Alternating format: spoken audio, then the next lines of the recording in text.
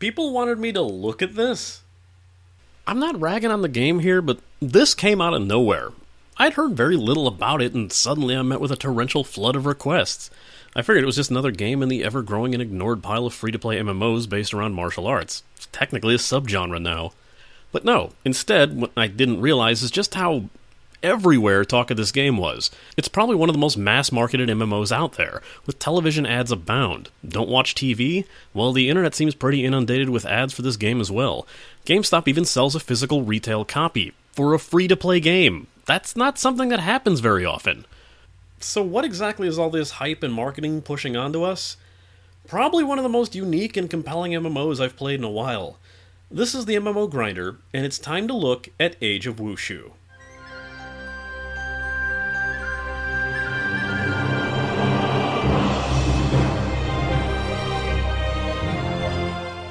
Published in the US by Snail Games USA and developed by Suzo Snail Electronic Co., Age of Wushu is the English translation of the Chinese MMO Age of Wulin, touted as the #1 MMO in China. I hear that a lot, to be honest. In Age of Wushu, you choose from one of several stories in a wuxia-themed ancient China. For those unfamiliar with the genre, wuxia translates to martial hero and romanticizes actual martial arts with superhuman-like abilities. Think of the high-flying wire kung fu of movies like Crouching Tiger and House of Flying Daggers to get the gist. Using your martial arts skills, you join up with one of several schools and work your way through your own personal story to become a stronger member of the martial arts community, or Zhanghu. Zhanghu. I don't know how to pronounce any of these words.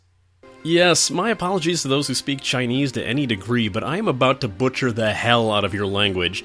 Just an advance warning because I am certain this won't be the last time this happens in this video. With your forgiveness, let's begin.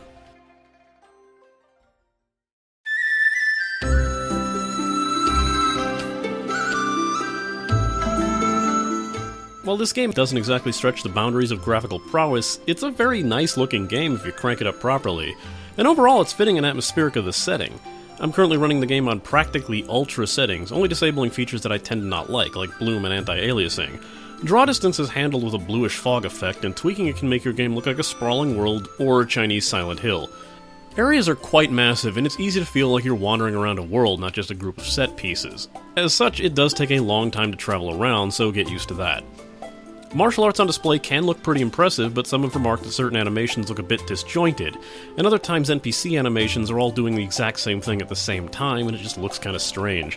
While the effect that takes place during the game's, well, for lack of a better term, super moves looks pretty cool, there's a lot of jerkiness and clipping to be had throughout the game. One thing I can say about this game is that it's very Chinese. Oh, I know, right? Big shock there. A Chinese-themed martial arts MMO made in China is Chinese. But I mean this more in the way that Hunter Blade was very Chinese. Chinese MMOs have a certain look to them. They tend to have a mishmash of disjointed-looking fonts. The translations are very hit and miss, with items or NPCs having several different names for the same item or NPC, and some NPC conversations being completely nonsensical. The interface is this weird cluster of buttons and interface prompts that are constantly covering each other up, with windows popping up everywhere. It's difficult to wrap your head around it at first, and it does get pretty annoying to deal with, but overall, once you've pieced everything together, it's not too hard to figure out what does what.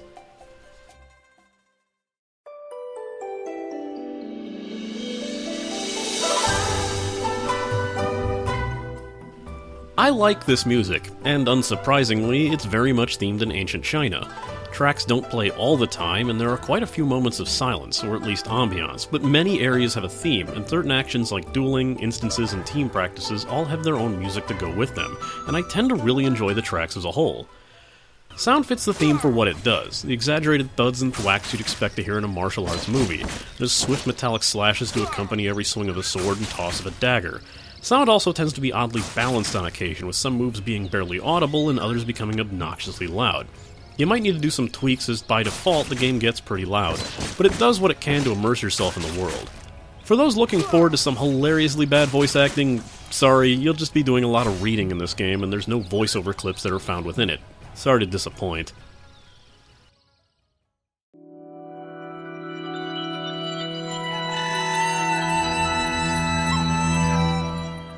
When starting out, you'll get to choose from one of 4 servers. The newest at the time of writing this is Red Phoenix. All servers are currently listed as full, but it's not too tough to enter one. Just keep trying. You can only create one character per server. Starting out, you're going to get a message that, if you're anything like me, is going to put you off on the game. This reads, "Are you ready to accept the Open PvP challenge?" If you're not ready and refuse to click the button, you just can't enter the game. I wouldn't sweat this too much, as your character cannot be attacked for a good while, not even being able to participate in duels until you've reached a few goals, so don't sweat the ideal of being ganged over and over as a newbie. You'll have a good amount of time to grasp the basics before other players become a threat. More on this in Community, though. You'll have a choice between a few stories, which are a set of quests that you'll unlock as you progress through the game. As a fair warning, if you choose the story The Tale of Tianshan's Swords, you'll be afflicted with a random debuff that slows and stuns you as you play. This cannot be removed until you reach a certain point in the story, so just be aware of that. There's a few options in creating a character, with the ability to tweak facial features with an interesting slider system. Keep in mind that when you choose a male or female character, you're locked out of certain schools that you can join, as the Shaolin can only be male, and the MI can only be female. Starting out, make sure to read everything and follow the directions exactly, as this is a very confusing game for new players, as well as set you up with the basics of your first moveset, Shallow Kung Fu, including the entire basis of the combat system. Controls are simple enough. WASD moves you around, holding right-click controls the camera, but will also cause you to go into a block stance while parry in this game when you're in combat. Skills are used with hotkeys 1 through 0. The combat is based on 3 systems in a rock-paper-scissors-like format, with skills pertaining to overt, feint, and parry. Overt skills are basic and powerful attacks, and these will cause the most damage. Feint skills are used to overpower opponents on a parry stance, breaking the block stance and leaving them vulnerable for a short period of time. Parrying is simply blocking. Overt attacks do very little damage to a parrying opponent. Feint attacks do little damage to a non-parrying opponent. Some parrying stances have buffs that will power up your character, like increasing their damage output, defense, or movement speed when being hit. Keeping this in mind will make combat a bit easier to understand. Also know that overt skills are bordered in red, feint skills are bordered in blue, and buff skills are bordered in green. Another move that you'll have access to is a super move, which will consume your anger or rage meter, which you will obtain by attacking continuously or blocking. Not all of these super moves are attacks, as some, like the Tangman skill Soul Chasing, only buffs your attacks when it's activated. Super moves have a pretty slick animation that plays when you activate one. You also have the ability to unlock and learn flying skills, the first one given to you automatically when you progress through the initial quests, which allows you to double jump. Later flying skills let you sprint, run across water, triple jump, air dash, and so on and so forth, but it's not that easy to obtain these skills. You can also travel around quicker through the use of horses, which can be purchased in-game, or through the cash shop as week or 2-week-long rentals, or just use the coaches that are scattered throughout the game. Some will take you to areas on a main map, and others will take you to any city in the game. The fees are greater depending on how far you wish to travel, and it's a very long trip. Luckily, you can hop off a coach at any time if your destination is closer, or you find something along the way that you'd wish to obtain. You can also unlock teleport points with a cooldown of 10 minutes, which will instantly transport you to certain points on the map that you can assign. You get one for your hometown and another for your school when you join them. More can be unlocked as well. Ah, yes, schools. These act like your classes in the game. You don't have to join a school, but the game highly encourages it, and it's required for some progression in the game. There are 8 schools in total: the Shaolin, a male-only school skilled in defensive melee abilities, the MI, a female-only school capable of support and healing, the Wudong with good survivability and group DPS attacks, the Beggars Sect, a well-rounded group specializing in fist and staff attack, which you must have the Beggar profession unlocked to join. The Scholars Academy, great for AoE attacks and recovery skills, who you must have a scholarly profession to join, like painting, music, or calligraphy. The Tangmen, a neutral faction of stealth assassins who specialize in poison and hidden weaponry. Royal Guards, an evil faction that makes use of long-range chain hooks and have many skills ideal for PvP gankers. And finally, the Wanderer's Valley, another evil faction that uses ruthless tactics like poison and dark chi to absorb enemy health. Once you join a school, you'll gain a second set of story quests for that school, as well as gain access to that school's set of skills. You'll unlock even more as you reach higher skill levels within that school, and can even switch between these sets on the fly by assigning the skill bars to the F keys 1 through 5. There are also activities like School Spying, a mode where you head to another school and try to steal intelligence while avoiding enemy players, or defend your school against raids, and vice versa. Schools also have their own rules and regulations that you must follow in order to keep from being punished by them, resulting in character debuffs if you ignore them. Quests are pretty easy to reach, with a simple but often broken auto-pathing system. Simply click the name of your goal and the game will take you right there. Usually. Sometimes it'll take an overly convoluted path, or tell you can't reach that area from where you're standing. Worst is when the game falsely translates the name of a goal or NPC, and the game physically cannot find the person you're supposed to locate. It happens more than it should, but for the most part the system works as needed. Storyline quests are useful for unlocking better gear for your character, even if the best gear is found through crafting and player trades. You can also gain more inventory spaces, some of which are painfully limited. These expansion boxes are limited in the amount of time you can have them, so make sure you're dropping off more important items that you have to the warehouse NPCs that you'll find in towns and schools. Now, the best way to improve your character is through cultivation, which is quite a different take on the whole level up experience. Let me explain. You might notice, or be annoyed by the fact that playing the quests only give you like 1 to 3 experience. Hell, just playing the game in the most innocuous manner gets you experience. Pick up an herb? Have an experience point. Travel across the country in a scenic stagecoach? Have an experience point. Jump around like a jackass for several minutes? Have an experience point. The key is in knowing what these points do, and how they work. Instead of just using XP to level up, your experience are converted into cultivation points over time. Then, using these cultivation points, you choose a skill to boost the power of using one of 3 methods. The most important skill to level up is your internal skill, which is pretty much your character level. I highly advise new players looking to join a school to just hold off on cultivating any skills until you unlock your school internal skill. Then, gaining levels in that skill will not only boost your character, but unlock more content for you to do. In order to cultivate points, the simplest way is to use the internal cultivation. This slowly feeds your points into the skill of your choice as long as you remain online and have points to convert. There's an exception I'll explain in the cash shop. The higher the level of the skill, the more points it will require. When a skill levels up, you'll have to choose to keep cultivating it or switch out to another one. That's why I said in several of the titles for my streams of this game that AFK is a viable leveling strategy. You can just park somewhere and gain more points to level up. Hell, as I've been writing this script, I've been sitting here waiting and collecting herbs as I near level 20 in the Tangman internal skill. Alternatively, you can place points into your skill instantly with the official silver player currency, or team practice mode, which I'll speak more about in community. Another way to play this game, and more tying into my aforementioned herb collecting, is the life skill system. Life skills are essentially this game's crafting system and the best way to obtain armor, weapons, and more. Life skills exist in 4 categories: collection, production, scholar, and whatever the last one is called, seeing as it doesn't really fit with anything. You can learn all 5 collection skills of mining, hunting, fishing, farming, and woodcutting, but they get more expensive the more of them you learn. You may only choose one of each category of the other life skills, with scholar skills granting you the ability to play music, play waikwi, the Chinese name for the more familiar Japanese game Go, calligraphy, and painting. The last category letting you choose between becoming a fortune teller or a beggar. Yes, begging is an actual profession in this game. The reason I skipped over production skills is because they have something interesting in common. While nearly each life skill has some form of a minigame, with farmers needing to tend physical crops and painters having to solve puzzles, the most complex minigame is reserved for the production skills. It's Bejeweled, or Candy Crush Saga if you prefer. It's a puzzle game where you must slide around pieces in order to match 3 like icons in a row in order to create matches. The playstyle of the game remains the same no matter what profession you've chosen, but the look will match the life skill you choose. Chefs will be playing Bejeweled with food. Poison makers will be using snakes, frogs, and insects. You can level your skill by dueling with an NPC, or you can even craft mass amounts of items at once by playing the game instead of just waiting for each progress bar to fill. It's a fun distraction and an interesting way to approach the pretty tried-and-true base of crafting in MMOs. Using life skills drains your vigor, and while it does slowly replenish, you can use up a set total for the day, so you can't spend all day doing life skills, but at least a good amount of your playtime can be spent with the crafting system. Being a chef is a pretty popular crafting system as the game features a nutrition system, or more appropriately, a hunger counter. If your hunger reaches 0, you start taking HP damage. While you will never outright die to hunger, it's a pretty big deal when just playing the game and getting into fights, so as you can imagine, getting a good stockpile of food is essential to playing. Of course, your adventure doesn't stop when you go offline. Literally, this is the only game that I can recall that rewards you for not playing it. Go offline for a good period of time and your character will take on the role of an NPC. When you log back in, you'll gain money, experience, and cultivation points, all based on the amount of time that you were offline and what NPC job you took.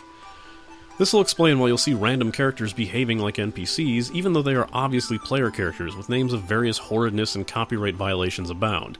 These offline players also serve in many of the game's other features, like kidnapping them to sell them to various actual NPCs, or stealing scripts from them during the school spying missions.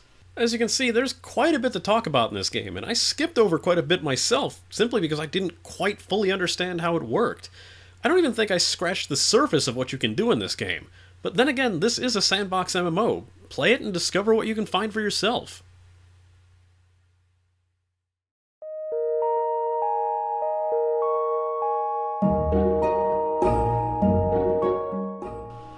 Let's start off by going to that whole open PvP thing. You can bet my heart sank a bit when I saw this for the first time. Open PvP systems, or PK systems, are almost always a recipe for disaster, favoring those who go around ruining other people's days rather than fostering a community of trust, right? Well, that's not entirely the case in Age of Wushu. I know, I was shocked too. For one, when you're starting out, you cannot be attacked. You can't even duel other players. In order to reach the point where you can be attacked, you have to reach the level First Understanding, otherwise you're practically invincible. This level is reached by gaining enough levels in a certain internal skill, be it the starter skill, your first school skill, and so on. You can even reach this point by doing nothing but life skills, so I don't think you can just stay in this form and still actively play the game. The unfortunates of this system is that gold spammers can stand around spamming all day with no consequences. Maybe they can make an exception for that. Ganking isn't exactly rampant like it was in Lineage 2, but it does happen. Still, I went for a good while before I was ever ganked, and that was only because I was in a guild at the time that decided to become enemies with another guild. I had also been attacked by autopathing, and one time had to beat the hell out of a guy who tried to gank me for my collection node. PK is a constant threat, but it's not overly common. Why? Because the punishments fit the crime for once. Going around ganking innocent people at random adds to your infamy meter, and get that high enough and guards will show up to take you down. If they or another player succeed in doing so, you'll end up in jail and be unable to play the game normally for a set number of hours, unless you log off or perform several actions, like trying to bribe the guards or stage a breakout. Particularly notorious and repeat offenders will even be set up for execution, which will apply a massive 24-hour debuff to your character when carried out. Considering the penalty for being killed is a simple teleport to the nearest home point with a small loss to your coins depending on how many you're carrying, it seems like a pretty fair trade-off. Knowing how the level system is represented is key to understanding your opponent's level. Newbie players are listed as weak body and mind. Once getting set up with a few skills, they'll gain the lacking understanding rank. After that is the first understanding, where they'll become eligible for the PK system and other forms of PvP combat. From there, the ranks are Untapped Potential, Realized Potential, One with Nature, Martial Intuition, Flows with Chi, Spiritually Balanced, Mentally Balanced, and Expert of Self. Most PKs tend to be around the Flows with Chi or Martial Intuition level, roughly level 25 to 35, and the game currently hasn't implemented the second tier school internal skill, so no player can reach higher than Spiritually Balanced at this moment. Beyond internal cultivation, the quickest way for a free player to cultivate their levels is the team practice mode, where groups of up to 10 people gather to essentially play DDR. A formation will form around the team leader, and each player will have a shot to enter a sequence of arrows in the letters J and K to swiftly boost their cultivation with each round. Team practice, or TP, sessions can go from 10 rounds to 25, lasting around 5 to 13 minutes respectively. Each round you partake in drains a bit of your fatigue, but when you reach level 100 you will not gain any more cultivation points in this way until that counter resets for the day. To join one, you can click a player with the team practice icon over their head, and then right-click their portrait and choose Apply for Team Practice from the drop-down menu. Otherwise, you can start one yourself from the Cultivation menu. With a reliance on others to help you gain points, it's all too often some players will just simply join a team practice and go AFK, leeching the points for themselves without contributing to any, or keep messing up the input on their turn, and man will you ever hear as much whining as you will in this game than when someone messes up during a team practice. Some groups forgive one or two mistakes, while others want to disband and quit the minute one person misses their turn. All too often, a person who's consistently messing up will end up being killed once the team practice concludes. It's an interesting and fun way to level up, but man do some of these people turn it into a chore. This game oddly has two currency types, and I'm not talking about cash shop gold and in-game gold. There's two in-game currencies. Game currency is called coins, used for NPCs and shop vendors, and there's also a community-based currency used for trading items between players and certain other items called tails, aka official silver. It doesn't matter if you've amassed a ton of wealth in coins, if you don't have the tails to back it up, you won't be able to buy anything from other players' shops. Tails are also used for the final form of cultivation, where you simply use them to buy pills that will automatically apply cultivation points towards a skill. It's the fastest but priciest way to level up, ideal for those who want to stay upgraded but plan on mostly using their life skills and trading goods to gain headway in this game. Both tails and coins are listed with the order of Wen, Liang, and Ding. with 1,000 wen equaling 1 liang, and 1,000 liang equaling 1 ding. Trading is done online with the use of stalls, the simple setup of a player's store. You place the items you want into the spaces and set your price for that item. You can also choose to ask for items that you wish to purchase from other people while you have a stall open, so you can ask for things that you need without having to shop around for them. And often you might be able to snag them for an even cheaper price this way if a player is less willing to open a stall to sell them themselves. Opening a stall is tricky in some crowded cities, but if you head to a less populated city or just find an open spot, simply hit the P key and click the stall icon on your inventory to set it up. When you open it, you'll be teleported to the nearest empty spot. To trade with other players long distance, you can also use the mailbox system that can be opened anywhere, but in order to send mail you need to have a carrier pigeon item, which can be purchased from vendors for fairly cheap. Also, if your mailbox is full for any reason, as messages will remain until you manually delete them, you cannot receive mail until you make room, so keep that in mind. There's a few instance-type areas in this game. Quick influence challenges, where you'll head to a random area in the game and take on a faction or clan in a martial arts challenge, usually just fighting a group of enemies and ending with a boss that will be chosen at random. Influence challenges are a good way to earn more of the game's flying skills, as well as rare crafting items. You can also enter the tougher instances called Forbidden Instances, the first being Twilight Village, which lasts a lot longer and offers even greater rewards. Both instances can be played with a max of 6 players. Dying in an instance gives you a few options, either using an item to revive, teleporting to a home point, or buying back into the game with your coins. Keep in mind, if you leave an influence challenge by teleporting to a home point after you die, you cannot enter that challenge again during that session. The friend system is pretty easy to figure out, allowing for friends to be upgraded to close friends and even enemies to be assigned if there's a certain PvP ganker that just won't leave you alone. Players marked as your enemy can even have bounties placed on their heads for other players to collect upon their defeat. If you're looking to play this game, I'd advise finding a few friends who understand how to play and that are willing to help you along. As while I trust there are players willing to assist you, they might be drowned out by the jerks and even more so the unkillable gold spammers that are nearly everywhere. This is a definite strength in numbers title that's far more enjoyable when you have people to share it with, be they people you met in-game or not.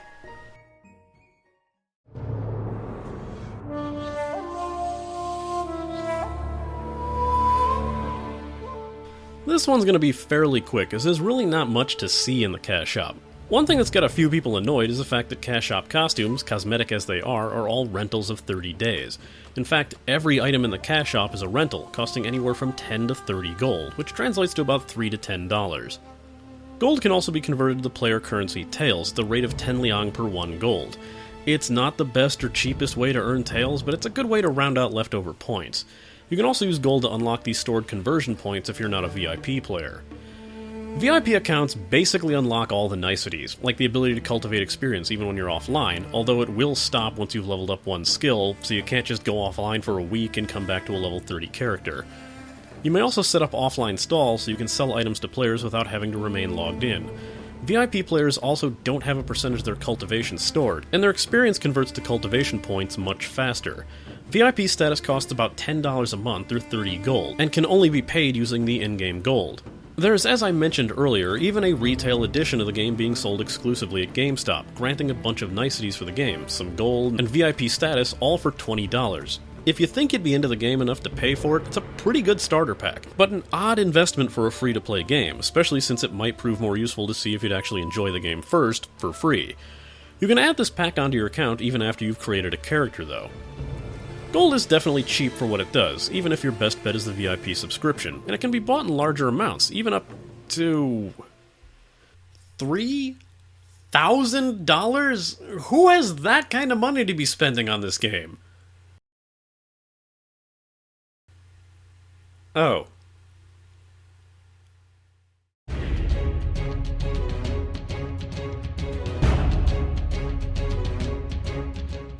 This game is a tough sell. You're either going to love it, or you are going to hate it. As for where I stand, I find this game strangely addicting. I've logged in for hours at a time, accomplished basically nothing when compared to other MMOs, and yet something keeps compelling me to come back and see what else I can discover. However, don't just play this game because I said I liked it. It's a completely different beast and might not gel with many MMO players. Here's my final rating. Saying this is a game for martial arts fans should be pretty obvious. The style and atmosphere is very slick and fitting of the genre, and those really into the Asian martial arts MMO should find something to enjoy for that aspect alone. However, this game will require a great deal of patience, and if you're sick of MMOs that hand out levels and gear like candy at a parade, and you want to feel like you have to work to accomplish something, this game should be right up your alley. Fans of the sandbox MMO who don't want to feel like they're being led down a path of set pieces should find this game's generally open style of play intriguing, not being outright forced to do any one thing in order to progress. Again, I might have to classify this game as an opiate, seeing that if you can at least tolerate the game's quirks and presentation, there's something that just keeps drawing you right back into it, and for a game that rewards you for not playing it, that's quite an accomplishment. As I stated, your best bet is the VIP subscription, as it will make things in the game go a lot smoother, and alleviate some of the more annoying restrictions that are placed upon you. Of course, the cash shop does have many items in it, but with them all being fairly short rentals, you'll have to decide if the prices are worth it. Mounts, once again, even with the rental properties, remain the most worthwhile purchase if you're in a hurry, even if you can purchase a pretty basic one with in-game currency and little monetary investment. Do it mostly for the cosmetics, if that's your thing.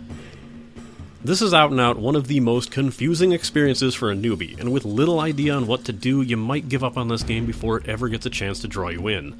Character progression is fairly slow, especially for free players, so if the idea of logging in for a short while to accomplish very little isn't your idea of fun, this will not be the game for you.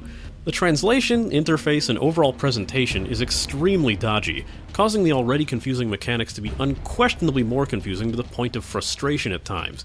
And that, along with the open PvP system, means the game doesn't lend itself very well to casual players, almost forcing you to look up advice and information outside of the game to play to your best ability. If your head started to hurt from anything I said in this video, it's probably best not to get yourself involved. Next time, I'm going to be looking something a lot more traditional and a lot more casual friendly. Something that just launched today.